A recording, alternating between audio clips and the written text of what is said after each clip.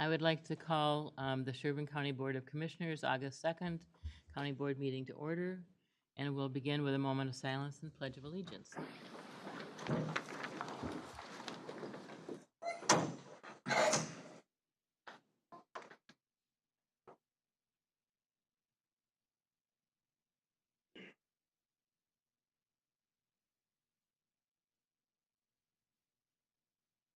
I pledge allegiance to the flag of the United States of America and to the republic for which it stands, one nation, under God, indivisible, with liberty and justice for all.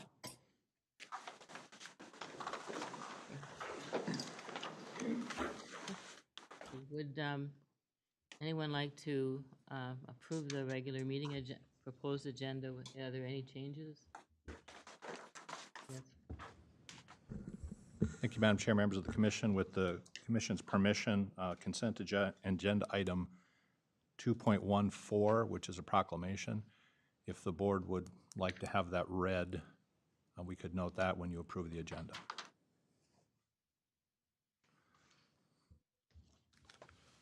Madam Chair, I'll move the agenda. With that, is it okay to add that change? I think we pull that when we get to the Okay, that's, consent agenda. We've been kind of doing that, in my Yeah, mind, you're a right. funky way. We should pull the consent agenda item and then deal with it however we're going to deal with it. okay. Some motions were made to pass the regular meeting proposed agenda. Is there a second? I'll second, Madam Chair. Motion been made and seconded. All those in favor say aye. Aye. Those opposed, nay. Motion passed. Okay, now we'll go on to the consent agenda. Madam Chair, what consent item is it that Number the 14. resolution is? We have a proclamation, item 2.14, and the recent practice has been just to read it to honor the folks, and that was my recommendation. Okay, I would move that agenda with that item pulled from the consent agenda. A motion has been made to approve the consent agenda with the one change for 2.14 to be read after. Is there a second? Madam Chair, I'll second. Motion's been made and seconded to approve the consent agenda with that one change. All those in favor say aye. Those opposed, nay. Motion's passed. Now, Madam Chair, we would deal with the consent agenda item that we pulled. And I would ask that that be read, and we'll approve it afterwards. Okay, If that's okay. that's fine. Thank you, Madam Chair, members of the Commission. Today we have a recommendation for approval of a proclamation proclaiming August 2022 as Child Support Awareness Month. The proposed proclamation reads as follows. Whereas children are Minnesota's most valuable resource, and citizens of Sherburne County have a responsibility to promote and nurture their well-being. And whereas Child Support Awareness Month reminds us that children need the emotional and financial support of both parents to reach their full potential. And whereas in 2021, Sherburne County child support workers had an annual caseload of 3,235 clients and collected $11,523,633.45. And whereas child support services have a direct impact on helping families meet children's basic needs. And whereas child support professionals help families work toward becoming and remaining self-sufficient and financially stable by creating and modifying child support orders and collecting and dispersing child support on behalf of children. And whereas during Child Support Awareness Month, all citizens are encouraged to look to the future of our state and our children and work together to ensure their success. Now, therefore, the Sherburne County Board of Commissioners do hereby proclaim August 2022 as Child Support Awareness Month. Madam Chair, I'll move approval of consent item 14. Okay, motion's been made to approve consent item number 214. Is there a second? I'll second. Motion's been made and seconded. I don't think we have to have discussion on this, so all those in favor say aye. Aye. Those opposed, nay. Motion's passed. Thank you. Okay, now we'll go on to announcements. Thank you, Madam Chair, members of the commission. Just a few short announcements. A reminder that tonight is National Night Out. Believe several of you are planning on attending National Night Out activities in neighborhoods or communities.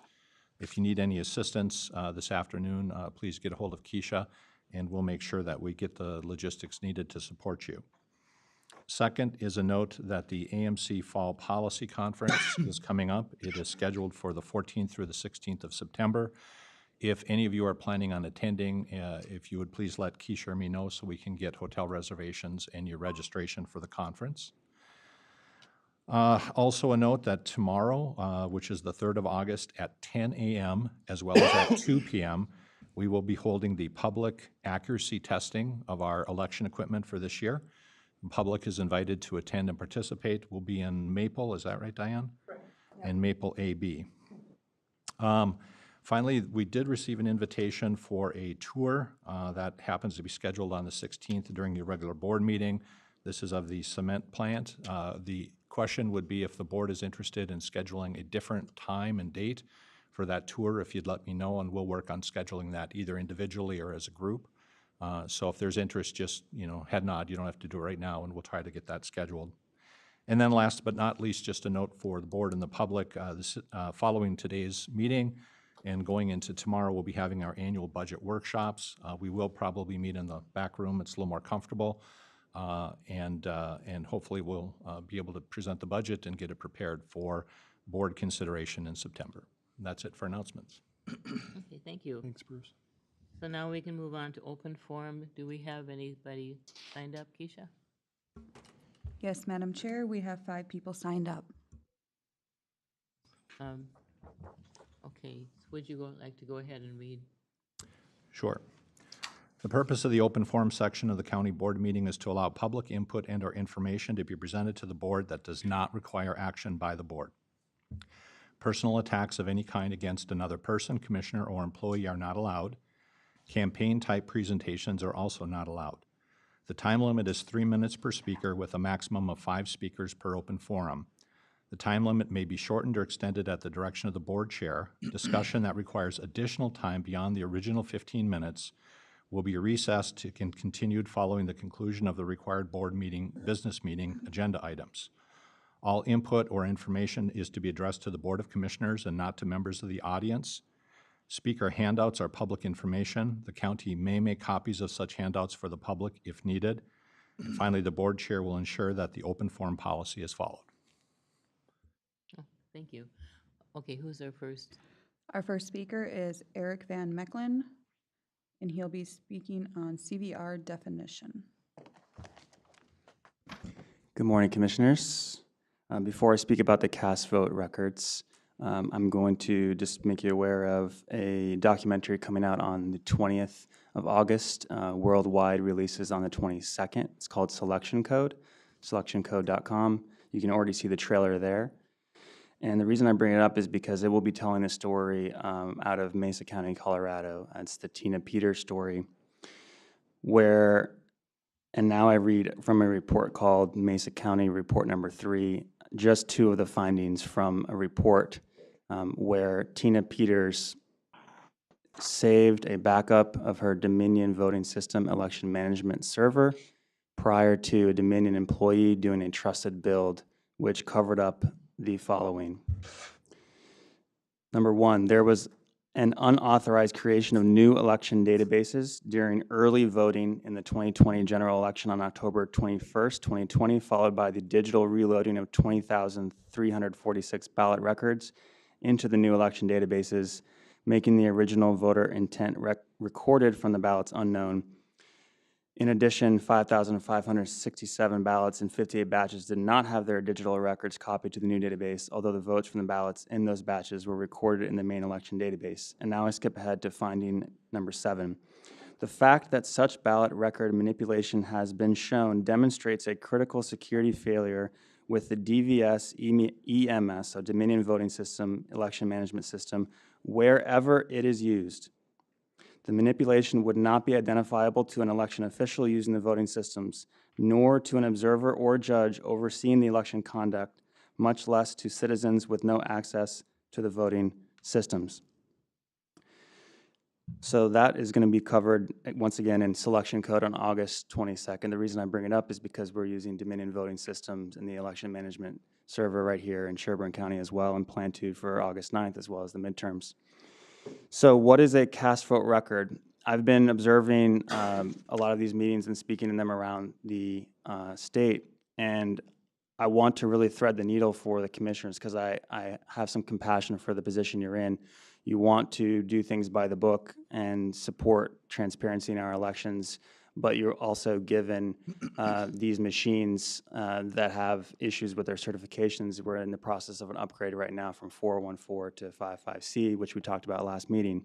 Cast vote records are a built-in export available on the EMS results tally and reporting screen, which I will share with you, which provides 100% transparency of the vote record. It's an immediate or instant audit of your election, which you can share with the public through a public data request. Why is 100% important?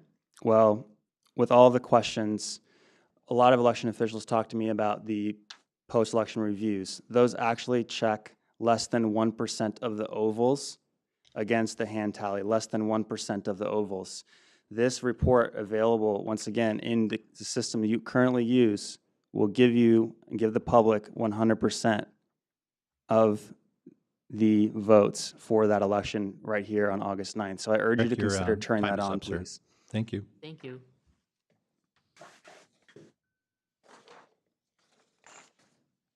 Next, we have Kari Watkins of St. Cloud speaking on cast vote records and voter cards.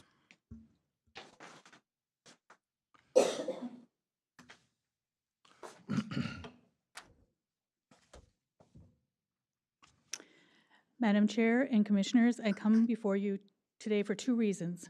First, to inform you that I received a voter registration card that contained the wrong Minnesota State House, Senate and House districts.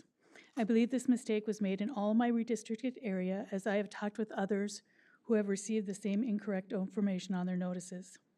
I contacted the Patriot News to let them know about the incorrect voter cards that were mailed and that their readers might want to know this so they could check to make sure their cards had correct districts on them. The Patriot News said they would check with the county to see if they would issue a press release. I have not seen one yet. I know the county was made aware. They sent out incorrect voter registration cards to at least one redistricted area, mine, and I hope they correct this mistake. I also hope no cards with errors were sent to areas that might cause issues in next week's primary. Second, since you refused our request to hand count ballots, I am submitting the following resolution. Turn on cast vote records CVR for all tabulator resolution. Whereas Minnesota Statute 20686 Subdivision 6, counting electronic voting system results, final tabulation. The automatic tabulating equipment must be programmed to provide a complete recapitulation of all ballots processed, and whereas absentee, mail-in, and in-person ballots are not hand-tallied, and whereas county, federal, and write-in abstracts reviewed by canvassing boards are not complete recapitulations of all ballots processed, but merely a summary abstract, and whereas post-election reviews examine less than 1% of all tabulator scanned ovals in approximately 3% of precincts, and whereas cast vote records CVR provide a view of 100% of votes, which includes no secret voter information, and whereas cast vote records CVR are automatically turned on so long as the built-in feature to save ballot images is turned on, it is therefore resolved that all tabulators shall have the save ballot images turned on, which turns on the cast vote records CVR, which then provides for an easily exported file in the Dominion tabulation system to increase transparency in the electronic voting equipment trusted to accurately tally our votes. 100% of the votes in a cast vote record is more transparent than less than 1% of the ovals provided by our current post-election review process. And I will turn this in for you to pass. Thank you. Thank you.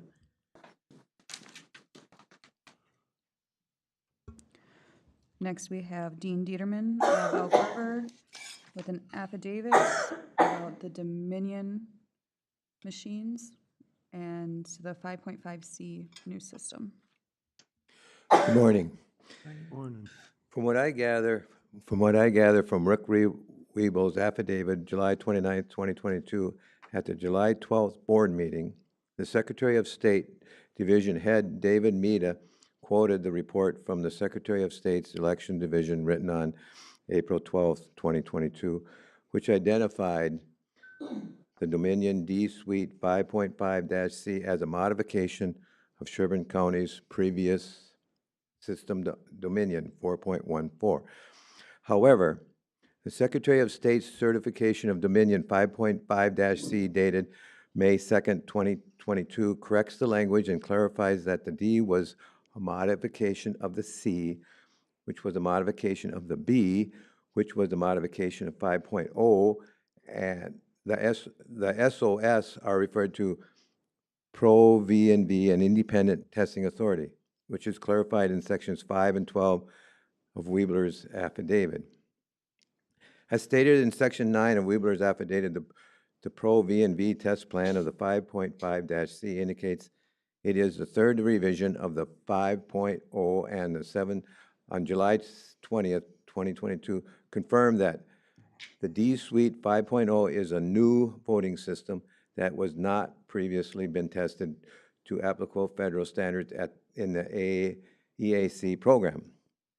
July 7th, the EAC sent Rick Weeble an email confirming the Democracy Suite 5.0 is considered by the EAC to be a new voting system that has not been previously tested to applicable federal standards in the EAC program. This is stated in the test plan, test report, and the EAC certification documentation. Democracy Suite 5.5-C is considered a modification of Democracy Suite 5.5-B as stated in the test plan, test report, and the EAC certification document. Once again, you have been provided with ample evidence, and you are not unaware of what you are doing. Thank you.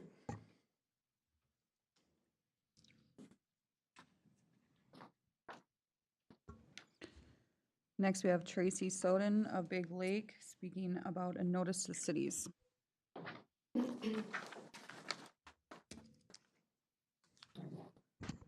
Good morning. Good morning. Minnesota State Statute 20658, Authorization for Use, Subdivision Municipalities. The governing body of a municipality at a regular meeting or at a special meeting called for the purpose may provide for the use of an electronic voting system in one or more precincts and at all elections in the precincts, subject to the approval of the county auditor. The governing body shall disseminate information to the public about the use of a new voting system at least 60 days prior to the election and shall provide for instruction of voters with a demonstration voting system in a public place for the 6 weeks immediately prior the first election at which the new voting system will be used. Subdivision 3, Counties. The governing body of a county may provide for the use of an electronic voting system in one or more precincts of the county at all elections. The governing body of the municipality shall give approval before an electronic voting system may be adopted or used in the municipality under the authority of this section. No system may be adopted or used unless it is approved by the Secretary of State. Definitions 20656. An electronic voting system includes software and system documentation. A few weeks ago, myself and another Sherburne County resident delivered this same packet that you'll be getting today, which includes the statute that I just read. We delivered it to most of the cities and the townships in Sherburne County. After informing them of this statute, most of them pointed to the county of not giving them the electronic voting machines to allow for this state statute to be enforced. So I'm just wondering if this machine is on the up and up, why wouldn't we want to follow the state statute and to also document if this machine is correct? Thank you. Thank you. Thank you.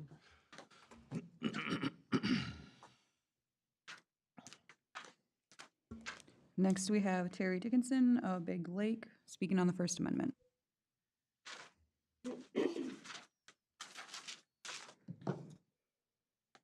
First Amendment, Congress shall make no law respecting an establishment of religion or prohibiting the free exercise thereof, or abridging the freedom of speech or of the press, or the right of the people peaceably to assemble and to petition the government for a redress of grievances. Since January, we have been begging for a public hearing to discuss the voting system that we do not trust, do not want to use, and do not want to pay for. Our petitions for a public hearing to redress our grievances have been arrogantly denied by our county commissioners, and they avoid their duty to respond to our grievances. Instead, the citizens of Sherburne County were bulldozed over, and new equipment was purchased at the insistence of County Auditor Treasurer Diane Arnold. Each and every commissioner voted to support the purchase of the new system while ignoring our petitions for redress of grievances. The system cost over $654,000 in December of 2015 for the 2016 election, and I have heard rumors that the new system is around $500,000. I would appreciate clarification, please. During the recess of the April 19th board meeting, I pressed Commissioner Danielowski to stop dancing around the issue and support a public hearing, to which she rendered an obscure but positive response to a public hearing. She's violating. Even though County Commissioner, County Ms. Dickin? Administrator Ms. Bruce Dickin? Messelt Ms. immediately Dickin? Ms. refuted Dickin, any you're out of order, agreement and audit, and so did Diane Arnold. Still, my county commissioner had given an obfuscated agreement to the public hearing, so I followed up with emails to her and the scheduler on April 27th and 28th. Ms. Dickin, I you are never out of order. received a response for You've- Commissioner the board Daniel. is- the board- Excuse me, the sir. board I am a chair- public. Ms. Excuse Dickin, the me, board sir. chair has- Excuse me, sir. No, Ms. I am an Dickin, American you are citizen, out of and order. I am not. Bailiff, would you help this, Sir, Ms. just Dickin, a minute. please? I never received a response from County Cut the Commissioner mic, please. Danielowski, but I received.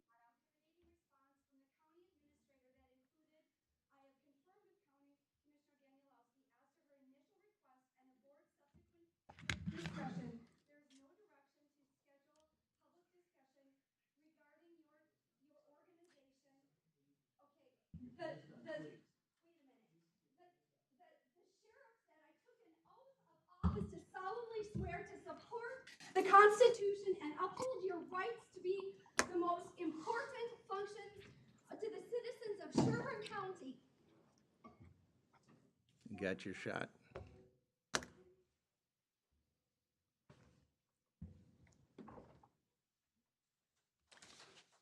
I think now we will move forward with our regular agenda.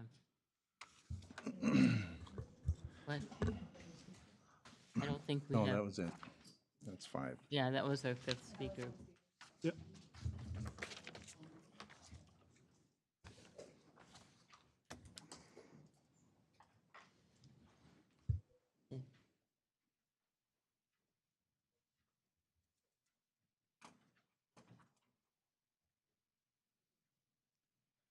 Okay, we'll start with our regular agenda. Item 5.1, review and consider agreement for coffee services at the Government Center. And we have Michelle with us this morning. Thank you. Good morning, Commissioners. Thank you. Before you, I have a motion for you to approve. Some history on this. Back in May, I sent out a request for proposals for a coffee/tea service to come into the Sherburne County Government Center to serve not only staff and employees, but also the general public that's in our building. I did get a response from Kinder Coffee Labs. They're located in St. Cloud, Minnesota, and they gave forth their proposal. This has been seen by the county attorney and has gotten approval there, and Kinder Coffee Lab has signed off on it. Again, this would encourage economic vitality and also be a boost to not only county employees, but also public in general. And so if there's any questions on the food service agreement that you may have received, I'd be happy to answer that. Otherwise, we're hoping that they will be able to begin service on or about September 1st of this year.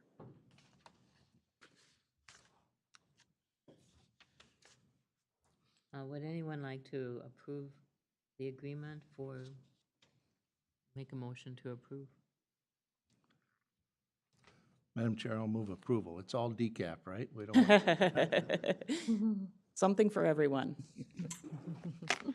There, I'll second. a second. Motion's been made and seconded to approve. Is there any discussion? Madam Chair, for clarification, this is no cost to the taxpayers. This is a business that's going to come in and provide a service to the people that visit here at the government center and to True. the employees, correct? True, yep. They're going to collect their own fees, and they're going to keep their own fees. Perfect. Sherburne County isn't paying them to come in and perform work here. Great, thank you. I think it'll be a great addition. So looking forward to it. Thanks for your work on this. So where will it be located? To? It'll be in the main atrium near door A. Oh, okay. It'll be on the front side of the building where the glass windows are. And again, this will be a coffee cart. It's approximately 10 feet in length. And again, daily they'll offer coffee and tea beverages, hot chocolate, and bakery goods. Their tentative schedule is Monday through Friday, 8 to 4:30. Yeah, I agree to be a great asset, especially for the visiting public as well as our employees. Okay. Agreed. It'll be good for me in the morning. Any further discussion? Seeing none, all those in favor say aye. Aye. Those opposed, nay. Motion is passed. Thank you. And we can move on to item 5.2, review for county board supplemental budget information for 2023, TNT notices and request to increase 2022 budget. We have Diane Arnold. Good morning, Commissioners. Excuse my hoarse voice, fighting off a cold that my husband gave to me. And no, it's not COVID. I checked. So wanted to review to the county board this morning some information and stuff that we've gathered and put together regarding our TNT notices that are going to be going out this fall.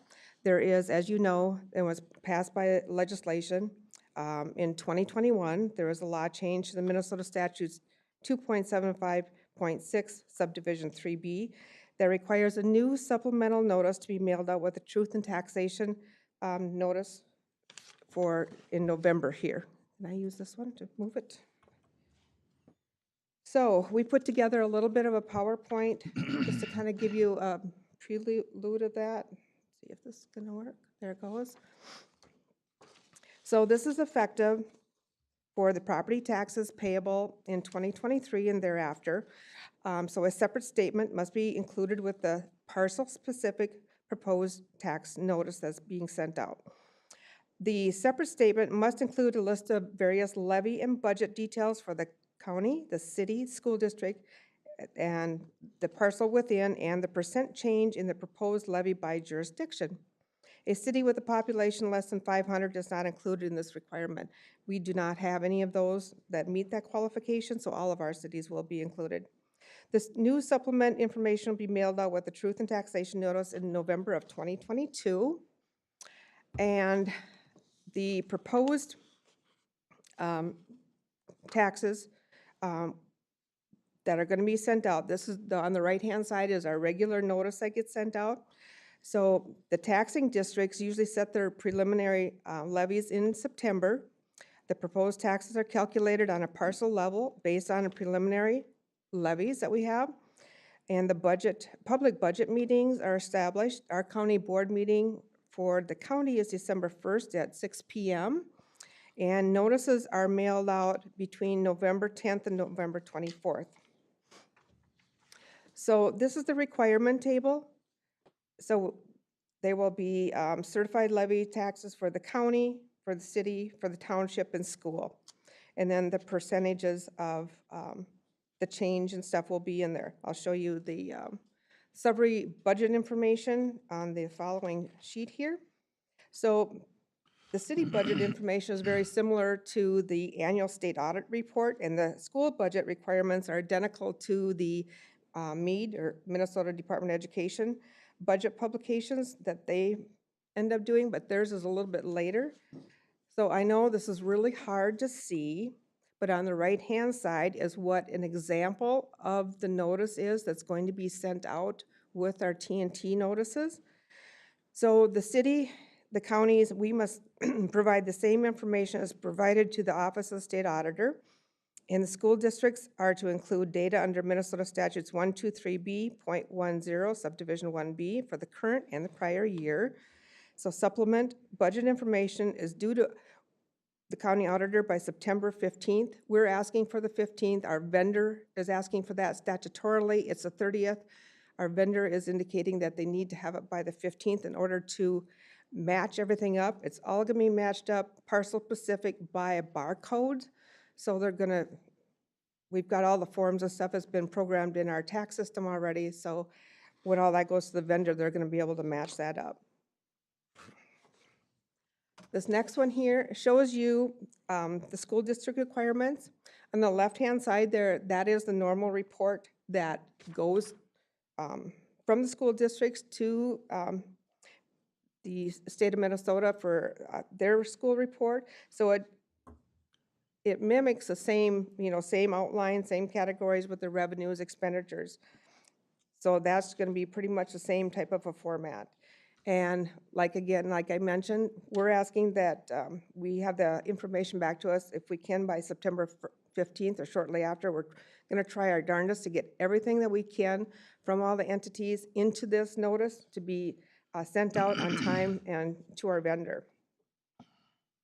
So our timeline, like I mentioned, is September 15th. The TNT process is completed and the calculations and stuff, and we have to proof the data and then print the final files. And then they have to be mailed in the mail between November 10th and the 24th.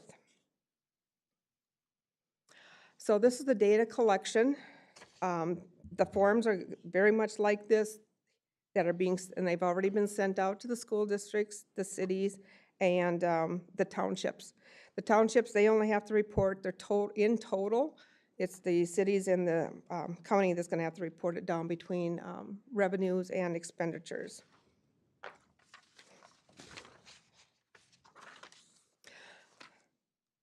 So the county, cities, and school districts may still include inserts as prescribed by Minnesota Statutes 275.06, which is a supplemental insert.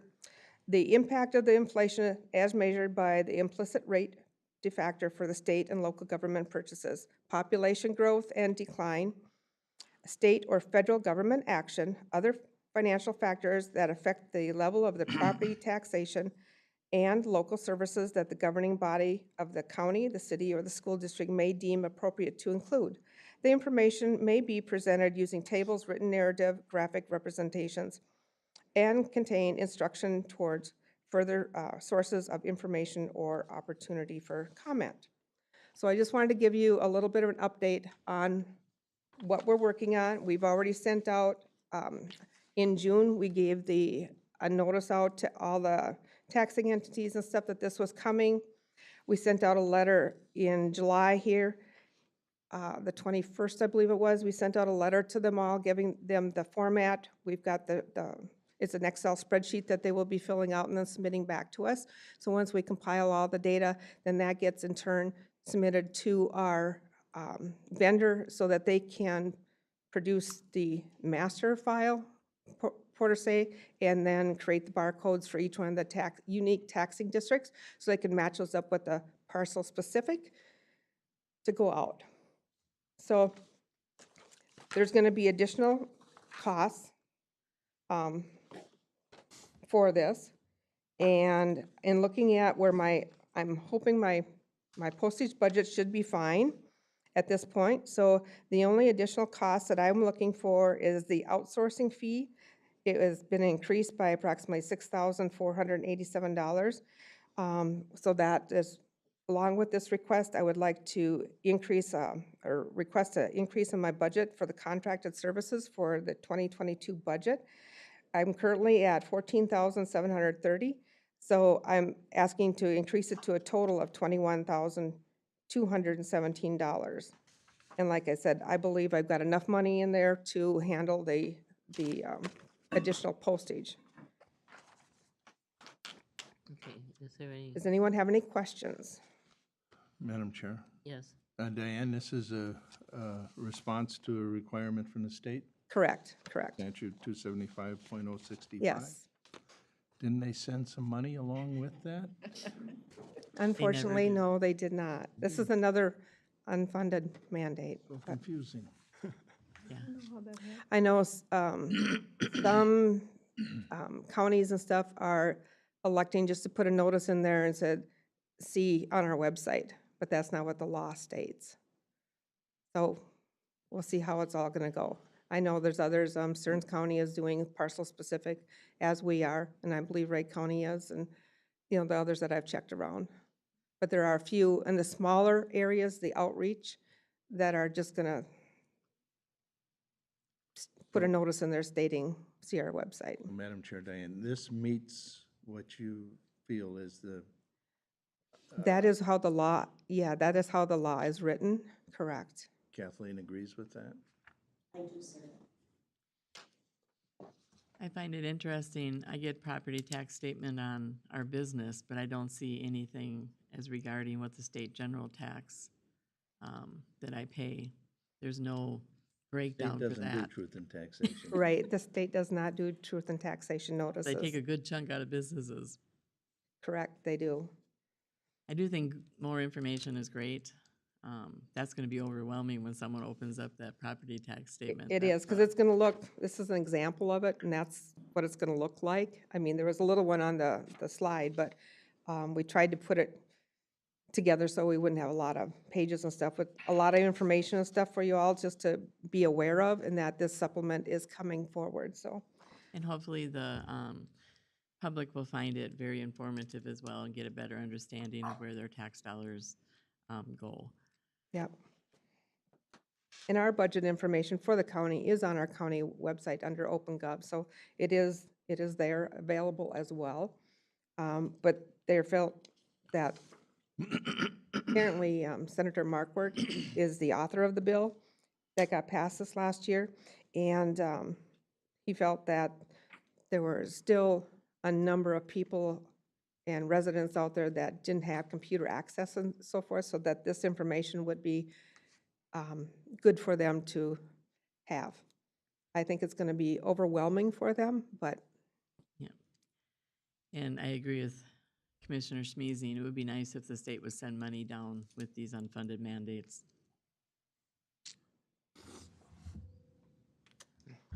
so Move would approval, anyone, Madam Chair. I'll second. motion's been made and seconded to approve the request to increase our 2022 budget for this item by $6,487 to make a total of $21,217 for this particular budget item. All those in favor say aye. Aye. Aye. Those opposed, nay. Motion's passed. thank you. I also like to just make a comment that our vendor that we're going through, American Solutions for Business, who is our contracted vendor, and he outsources to our different producers who they do our tax statements and so forth. The one we had previously was sold out and went to Chicago, and last year we knew we had some issues and stuff with them with getting the tax statements to us in time. So this spring we had a different vendor who was here in-house. They did our property tax statements, but they sent us a notice in May saying they were no longer going to be doing any county property tax statements. So then we went back out and we got other quotes and stuff, or our vendor got quotes, and now we're with Impact, which is the one here in Minnesota that we're able to get services with. But so we've had multiple ones that are just, it's hard to get a vendor to be able to do all this. And to do it in-house, I would have to I'd probably have to get a new printer. But I'd have to pull staff for like 2 weeks to be able to process and fold and stuff and match up. I did have one question, Diane. You had mentioned that some jurisdictions elect to add inserts along with the mailing. Yep, so normally like on our TNT, on the back of ours, we always have a quarter page in there, so we have a message from our commissioners. So that can be included, but at that time, if there's additional information that the board wanted to put in, you could do additional information in. It's going to increase the cost of the postage, and I think that's why our board is elected always just to put a message on there, so it wouldn't increase the cost. Do other jurisdictions have that opportunity to Yep, send? everyone does, yep. Okay, so depending on who all wants to explain more or Correct, yep. comment, we Like don't if they know. had a big project or something going on, they wanted to get more information out to their taxpayers and so forth, for in the coming year, that is available for them to do, Okay. just to provide that message. But at the moment, it's a guesstimate on how much of the bulk of that mailing will be. Okay, thank you. Yeah, I'm just estimating, what we're gonna, because people with multiple parcels are gonna get multiple pages, because there's gonna be one per parcel. So it's going to stack up. If somebody's got 20 parcels, they could be in different taxing areas, so they'll get one notice per parcel specific. Thank you. Mm-hmm. So thank you. Okay, thank you. Now we can move on to item 5.3, which is to consider and approve a memorandum of agreement with the participants of the One Watershed, One Plan initiative. And we have Francine and Dan with us. Don't know. Hi, Dan. Yes, good morning, Madam Chair, members of the board. Appreciate your time today. I was before you last month. Vote? This Yes. was there? There was a Did vote. Oh, we did vote. Yeah. We made the motions, but I don't remember. We did a vote. Oh, yes. Yes, I had Felix making the motion and. Sorry, we just kind of got talking. Okay. Thank you, Dan. You can go ahead now. Okay, great. Good morning. I was here last month and we closed out the chapter of this comprehensive watershed management program for the Rum River. And with that, a new chapter begins. So we're ready to get started on the Mississippi River St. Cloud watershed. So this is the larger portion of our county. About 89% of our county is within this watershed. The memorandum of agreement essentially is an article that is shared amongst the parties, 12 groups in this watershed, that outlines the various agreements that we will abide by in taking on this project. And it's been some time in the making. I greatly appreciate Ms. Haney's time working with her colleagues from our neighboring counties to pull together some of the finer details and have the important conversations regarding elements of the agreement. So it is finally pulled together here. Hopefully I had a chance to read through. But as of today, 9 of the 12 participants have signed this agreement, including the Sherburne Soil and Water Conservation District at our last board meeting. And all parties need to pass this MOA and then turn in a work plan and budget to the Board of Water and Soil and Resources to officially get the project up and running, which we hope to do so later this month into next month. We have most of those materials ready to go. One thing I did want to note, some new information. One of the partners, Clearwater River Watershed District, may or may not join the agreement. And again, Ms. Haney has conferred with her colleagues and with the Board of Water and Soil and Resources. They are listed as a required party, but there are overlapping jurisdictions. So the Clearwater River Watershed District does cover areas of Wright and Stearns in Meeker County, and those partners are coming to the table. So with that area being effectively covered by other partners, Bowser will likely allow us to move forward if they do not sign the agreement. I think that's all I wanted to touch on. Are there any questions that you have this morning? Any questions from anyone? I appreciate you clarifying about the One Watershed, was it Clearwater? Clearwater River Watershed District, yes. Because I was wondering about that. Yes, go ahead, Kathy.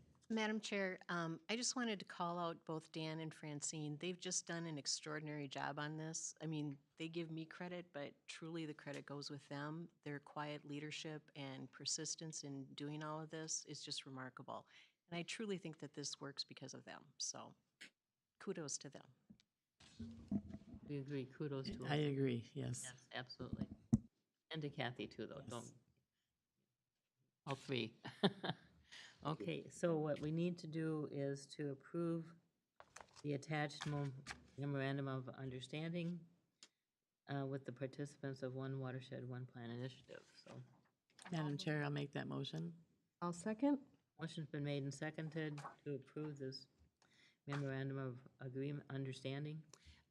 Is there any further discussion? Just want to give a shout out to Jason, one of our soil and water supervisors who's with us today in support of this, and I can't see. Shelley and Jason, both soil and water supervisors, and Zach, I think also our staff member who had some participation in this. So having been through one of these with Rum River, it's a lot, and appreciate all your work on that. So, and thanks for coming today to the board meeting. And these are exciting times. So any further discussion? Seeing none, all those in favor say aye. Aye. Aye. Those opposed, nay. Motion's passed. Thank you. Okay, now we can continue on with item 5.4. Consider American Rescue Plan Act update and recommend approvals and expenditures. And we have Dan with us.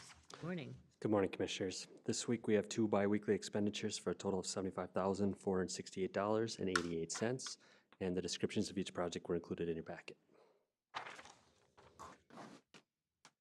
Looking for a motion for approval. Madam Chair, I'll make that motion. Okay, is there a second? I'll second, Madam Chair. Motion's been made and seconded for the biweekly expenditures under $50,000, which equals $75,468.88. Any further discussion? Seeing none, all those in favor say aye. Aye. Aye. Those opposed, nay. Motion's passed. And we do have 2 expenses that were over the $50,000 threshold, so I'm going to turn it over to Chief Deputy Duran to talk about those projects. Good morning, Commissioners. Explanation on 2 of the ARPA requests.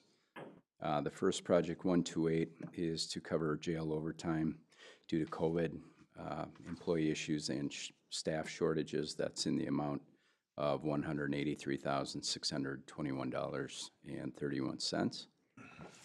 The second is project number 130, which does cover payment for 2 business partners that we partner with from Human Resources.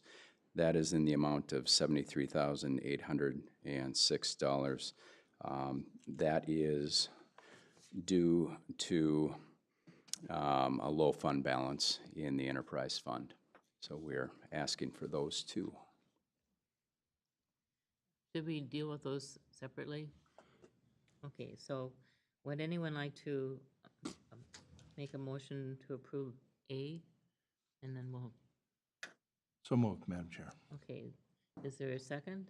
I'll second. Motion's been made and seconded to approve the sheriff jail staffing overtime costs. Is there any discussion?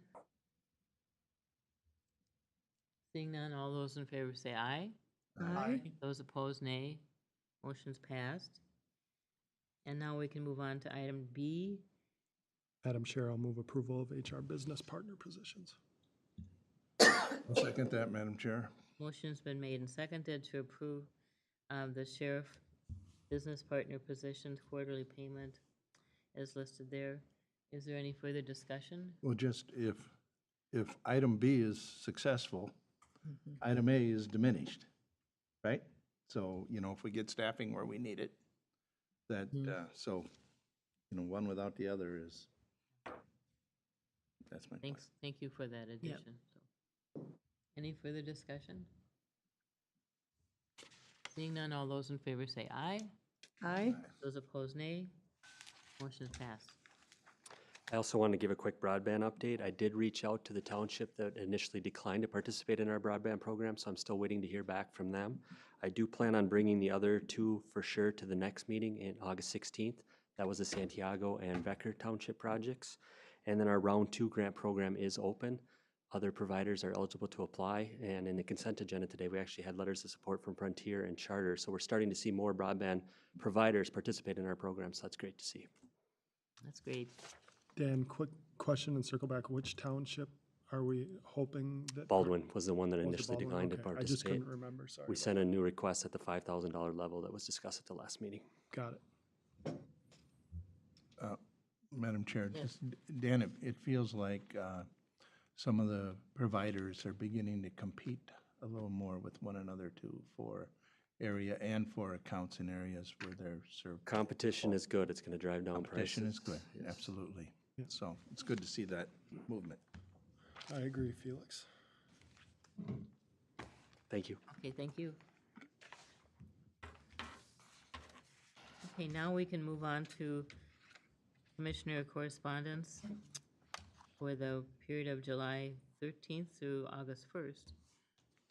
Who would like to start?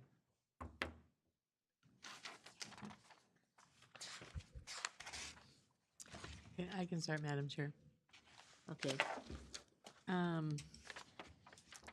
Attended various activities at the county fair July 14th through the 17th. July 18th, had a Sherburne County Parks Committee meeting. July 19th, had a CMRP, Central Mississippi River Partnership Transportation meeting. July 21st, attended the Community Corrections Lunch. July 26th, Central Mississippi, I don't know why I want to keep on saying Minnesota. Central Mississippi River Partnership meeting. Also had the Mndot 7W transportation meeting. This was the first meeting we've had in person up in St. Cloud since COVID. So it was very nice to be able to get back in person. Had a little trouble with the technology because that hadn't been used since in the space since COVID. So we think that some bugs moved in. Also attended the Zoom meeting of the East Central Toward Zero Death committee meeting, and attended the going away party for the community education director for the Big Lake Schools, Alan Berg. Also attended July 27th, the Big Lake Township meeting. And that is, and then also had numerous amounts of interaction with constituents.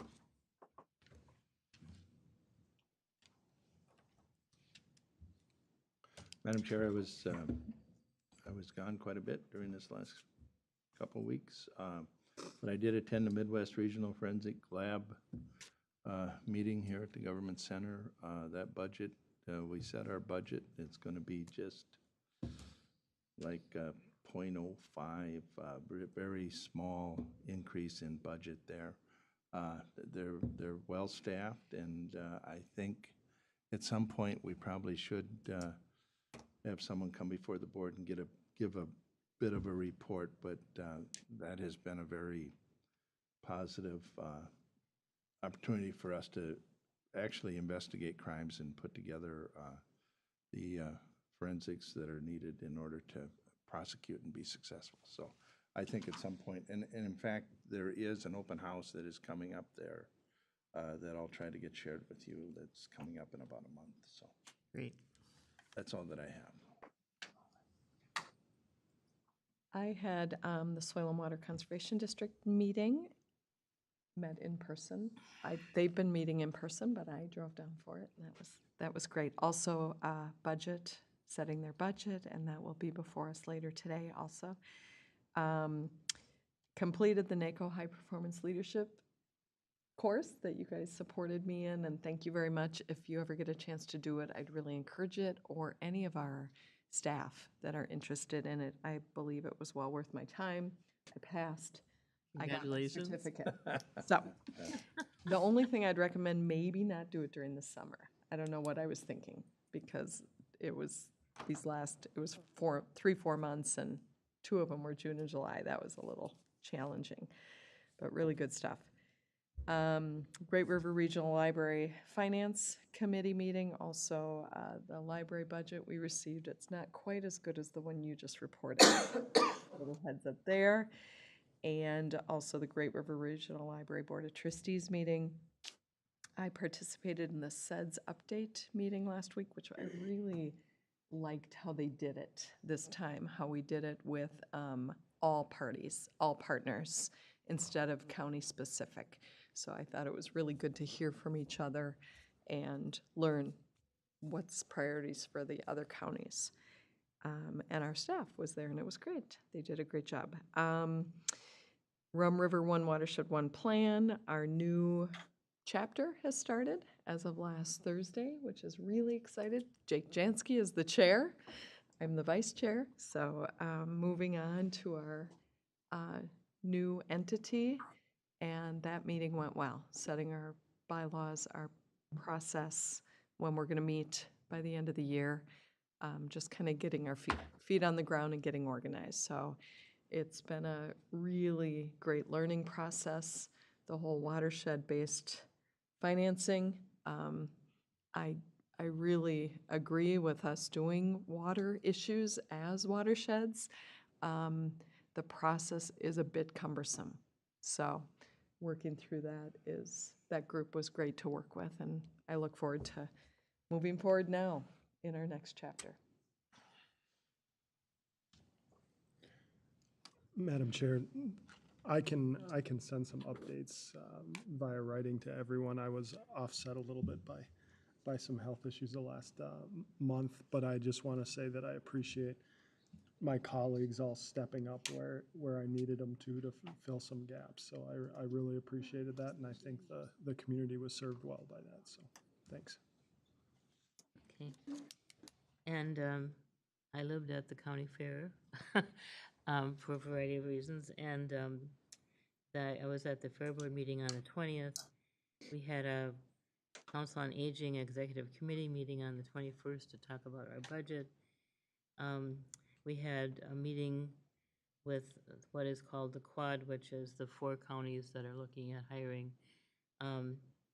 for the ag ed person, a variety of positions. So I was at that meeting to look at applicants, and there was a PAC meeting that evening, and I also went to the Community Corrections Luncheon that afternoon on the 21st. And on the 22nd, there was a COVID-19 virtual meeting with DHS, and I went to lunch with our group at LGN, is that the right way to pronounce that? And talk about advocating for what Sherburne County needs. And then we're at the, what was that on the 27th? We were talking about economic development. SEDS. The SEDS. SEDS, the SEDS. I didn't have SEDS written down here. And then on the 28th, we had the full Council on Aging meeting to approve budget requests for the coming year. And then there was East Central Towards Zero Deaths meeting that afternoon. And I guess that is about it. Madam Chair, with the board's permission, can we take a 1-minute recess so I can confer with you? Sure. 1-minute recess, we'll be back.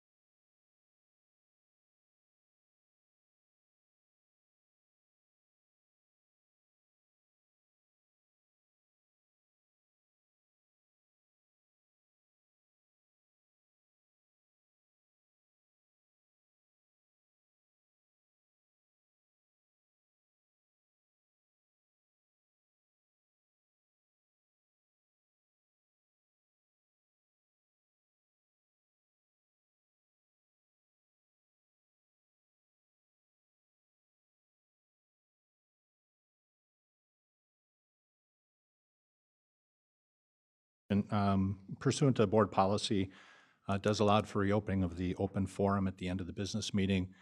Ms. Dicken has indicated she would like to finish her comments. She's been made aware of the policy and the particular issue of personal attacks against commissioners or employees, and I believe she will be able to finish her remarks.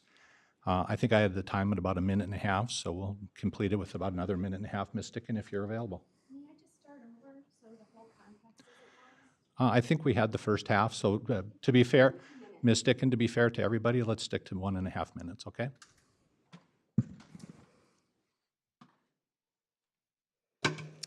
First of all, I apologize for mentioning you by name. It won't happen again. During the recess of the April 19th board meeting, I pressed a commissioner to stop dancing around the issue and support a public hearing, to which she rendered an obscure but positive response, even though the county administrator immediately refuted any agreement, as did the auditor. Still, my county commissioner had given an obfuscated agreement to the public hearing, so I followed up with emails to her and the scheduler on April 27th and 28th. I never received a response from the commissioner, but I received an intimidating response from the county administrator that included, I have confirmed with the commissioner as to her initial request and the board's subsequent consensus direction. There is no direction to reschedule or to schedule a public discussion regarding your organization's issues or concerns.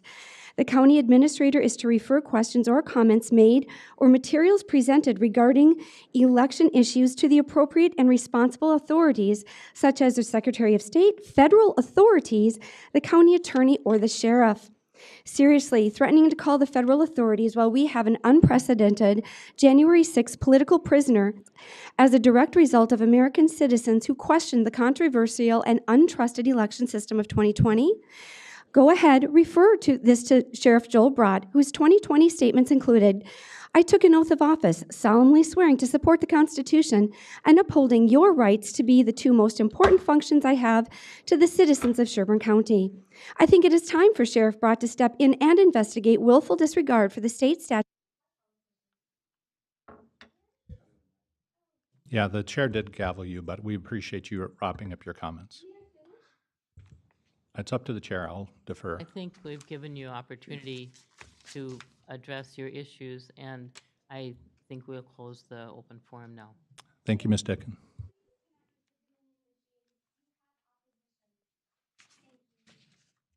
I think you need your coffee cup. Your water bottle, something, so, okay. Okay, now we can adjourn our regular meeting. Yep. And we're going to, should we take a 5-minute or 10-minute break? 10-minute break, and we'll reconvene then at 10:15.